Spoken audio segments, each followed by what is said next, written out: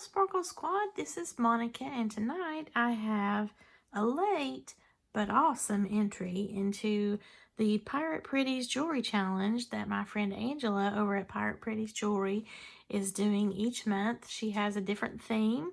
So I have created a necklace, a bracelet, and a couple of pairs of earrings here. Using the aquamarine color, we had a choice of metals, either silver or copper, and I chose silver. And the project itself was a necklace, but of course I've been making all three here. I don't have to, but I just felt inspired. And then the fun element are shells or fish. So I went with the shell vibe. First off is the aquamarine, which came off of this strand of deco cut aquamarine, and I got this from Sam's Bead Shop. It's a 8x7mm Art Deco cut aquamarine. It was a half strand of these beautiful aquamarines, and I love this cut. It's almost like a cathedral style check glass bead, but it is in the stone. I just love the look of that, and this is really pretty aquamarine. Love it. It just looks like I need to be drinking water right now, doesn't it? I will be sure to link my Sparkly Stone series in the description, as well as a little card here if you're interested in learning more about aquamarine. This is actually the birthstone for the month of March, as well as the bloodstone. There are sometimes differing opinions and preferences on the various birthstones throughout the year, so just keep in mind, one person's aquamarine might be another person's bloodstone for the month of March. Incorporating the traditional and alternative birthstones can be confusing, as there are different classifications and preferences of matching astrological, planetary, and traditional Western signs to colors, birth months, and even days with a certain type of stone. Historical changes throughout the ages and the geography of powerful civilizations also vary preferences and trends. So use resources as a guide, but enjoy your own favorites. The truest value of gems should be measured by your own joy and health, not by your wealth. I hope my birthstone series will be informative and entertaining for you. I do hope to finish the series by the end of this year, so look forward to that. And then I also used from Sam's Bead Shop some of these little flowers.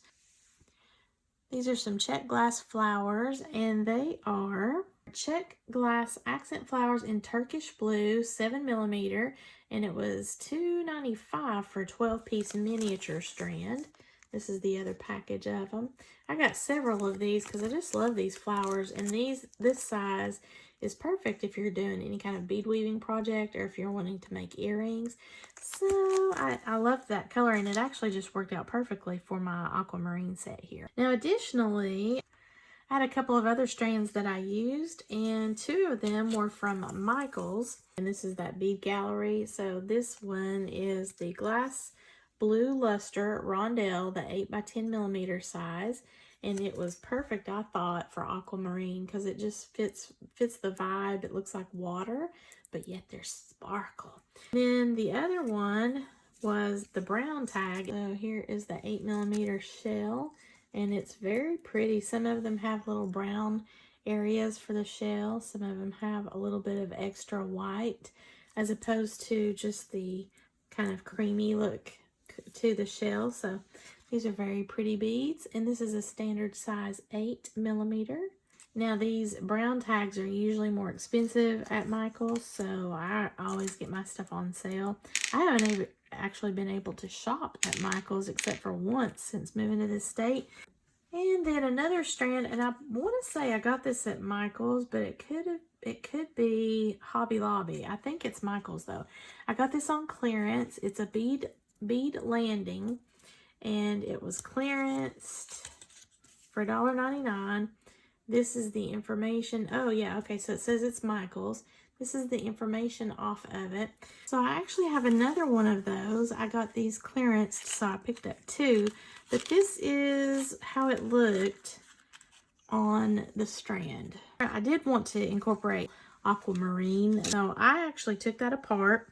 Then using my handy dandy 1.5mm loop plier here, I was able to create all of these individual bead links with the flowers and the shells and the aquamarine bead beads. So I did that along with the rondelles. That turned out nicely because then I could use a little tiny 3 or 4 millimeter jump rings to then connect all of the individual links together in order to form the necklace and the bracelet. Then I also used my 20 gauge silver tone wire from Fire Mountain Gems. I've actually had this for a long time. It's a zebra wire, 20 gauge wire, very nice. In order to make that work hard and so it's nice and secure, I used my nylon jawed pliers that I've got from Beadalon.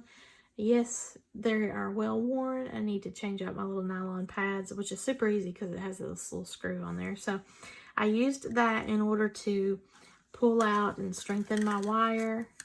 And then I cut little, probably 2-inch pieces of the wire here so that I could put the beads onto the wire, and then use my little looper tool here in order to create my bead links right here. So that was super fun. I don't even really know how many of those I did, but you're looking at them all here on the necklace. And then of course I have a bracelet.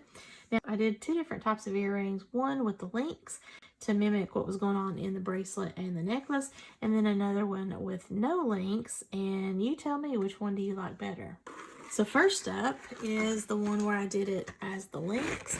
So this is 3 inches long on a lever back ear wire that I have punched into my little card here so I can show it to you easily. Some people may not like that style of earring, so I thought, okay, well, I'll put the beads on a head pin.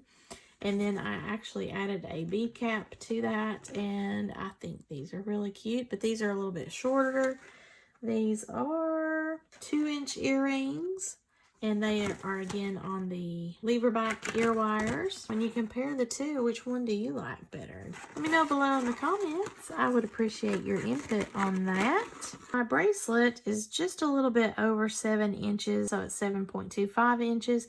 And this is really cute. I've got one of the elements from the strand that I showed you just by itself as the focal, and then I attached all of these different links to either side of that. I included a little flower on this side and aquamarine stone on that side. Then with the pearls and the glass beads, I popped on a lobster style clasp and a split ring so that it would be nice and secure. It's a good size to be able to keep the bracelet on, and I really like how that looked. This is a little bit over 10 inches on both sides. Let's see, does it go to 10.5? Yes.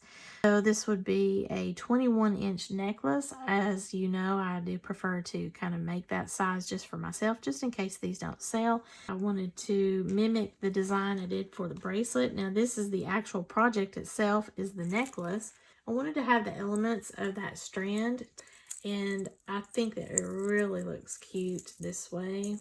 So I created a drop that is a shell on top. They're all a shell.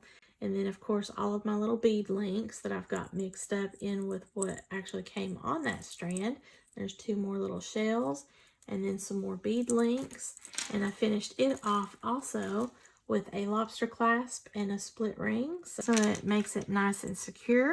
I have never worked with aquamarine before, so I really enjoyed doing this project. I didn't realize I had all of these elements that could work along with the aquamarine vibe.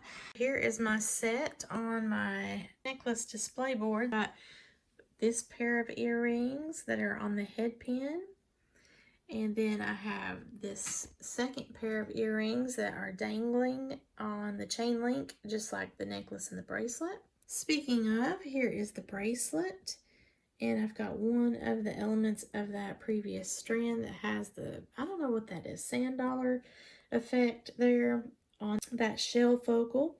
And then I have a few of those other shell focals in this necklace. And I love how that turned out. So again, the glass rondelles, the pearl, the little check flowers. I think those check flowers are so pretty. And then of course more of the little shells on the coins there, and some aquamarine flowers, and the rest of the necklace there. Thank you again to Miss Angela of Pirate Pretties Jewelry, and her jewelry collab is Pirate Pretties Jewelry Challenge. If you're interested in participating in that, just reach out to Angela at Pirate Pretties Jewelry and she'll get back to you on that. Again, every month is going to be something different, so I will put my playlist in here so you can see what I've previously made. Hope you've enjoyed my entry into this challenge for the month of March 2022.